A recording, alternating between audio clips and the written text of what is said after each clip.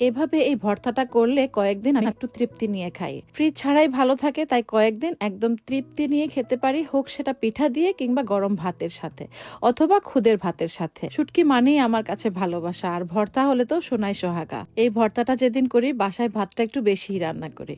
যাই হোক, মজাদার এই ভর্তার কথা এত আলাপ করেছি, চলুন রেসিপিটা তৈরি করে ফেলি। আর এই ভর্তাটা করার জন্য আমি এখানে প্রায় 4-5টা লোট্টা শুটকি পরিষ্কার করে কেটে নিয়েছি। কেটে নিয়ে একটা শুকনো খোলায় আমি টেলে নিচ্ছি। শুটকিটাকে ততক্ষণ পর্যন্ত টালবো যতক্ষণ না পর্যন্ত শুটকি থেকে ধোঁয়া ওঠা শুরু হয়, মানে শুটকিটা প্রপারলি ভাজা হয়। প্রপারলি এভাবে ভাজা হয়ে যাওয়ার পর আমি এখানে গরম পানি দিয়ে দিচ্ছি, আর এই পানিতেই শুটকিটাকে কতক্ষণ ভিজিয়ে রাখবো। এভাবে শুটকিটাকে একটু আগে ভেজে নিলে শুটকিটা যেমন বেশি পরিষ্কার হয়, তেমনি শুটকিটা একটু নরমও হয়ে যায়। প্রায় 15-20 মিনিট শুটকিটাকে এভাবে ভিজিয়ে রাখলাম। এখন এখানে প্যানে আমি 1 টেবিল স্পুন তেল দিয়ে দিলাম, সরিষার তেল দিয়েছি। আর এই তেলের মধ্যে প্রায় 20-22 কোয়া রসুন কুচি করে নিয়েছিলাম। রসুনগুলোকে হালকা বাদামি করে ভেজে নিচ্ছি, খুব বেশি বাদামি না। রসুনগুলো ভাজা হয়ে গেলে রসুনগুলোকে উঠিয়ে রাখছি। একই প্যানে এখন দিয়ে দিচ্ছি 1 কাপ পেঁয়াজ কুচি। পেঁয়াজ কুচিগুলোকেও আমি হালকা করে ভেজে নিচ্ছি, খুব বেশি যে বেরেস্তা করতে হবে তা না।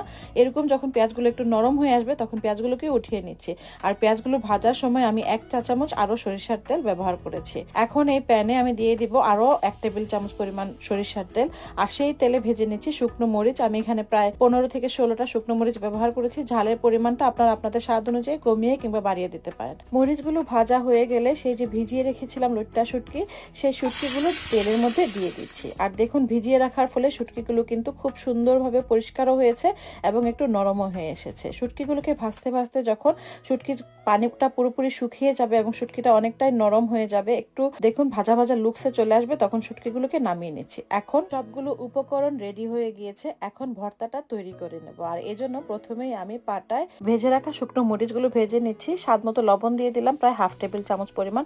লবণটা দিয়ে মরিচগুলো বাটলে মরিচটা সুন্দরভাবে বাটা হয়, মানে মরিচগুলো সহজে বাটা যায়। মরিচগুলো বাটা হয়ে গেলে ভেজে রাখা রসুন দিয়ে দিচ্ছি। রসুনগুলোকে মিহি করে বেটে নিচ্ছি। এই মরিচ, রসুন কিংবা পেঁয়াজ বাটায় আমি কোনো পানি ব্যবহার করছি না। এই ভর্তাটা অনেকটাই আঠালো ভর্তা হবে, মানে একটু আঠালো আঠালো ভাব থাকবে। আর পানি ব্যবহার করলে ভর্তাটা খুব বেশি দিন ভালো থাকবে না, এই জন্য আমি বিনা পানিতেই কিন্তু এই সবগুলো বেটে নিচ্ছি। পানি ব্যবহার করলে ভর্তাটা খুব তাড়াতাড়ি নষ্ট হয়ে যায়। রসুনগুলো বাটা হয়ে গেলে আমি পেঁয়াজও বেটে নিলাম একইভাবে। এরপর আমি এখানে সেই ভেজে রাখা শুটকিগুলোকেও বেটে নিচ্ছি।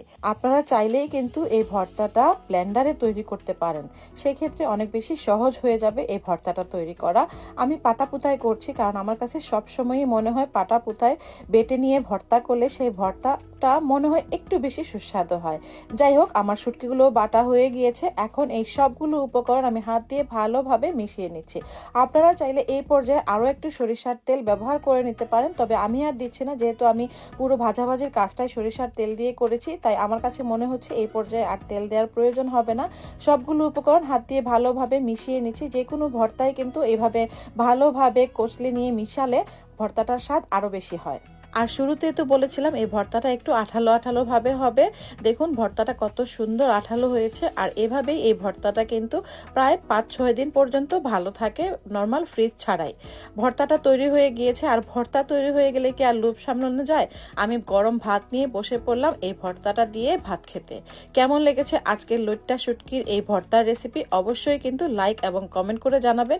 রেসিপিটা যদি আপনাদের ভালো লেগে থাকে শেয়ার করবেন। ইনশাল্লাহ আবারও দেখা হবে এরকমই কোনো সুস্বাদু রেসিপি নিয়ে। সেই পর্যন্ত সবাই ভালো থাকবেন। আল্লাহ হাফেজ।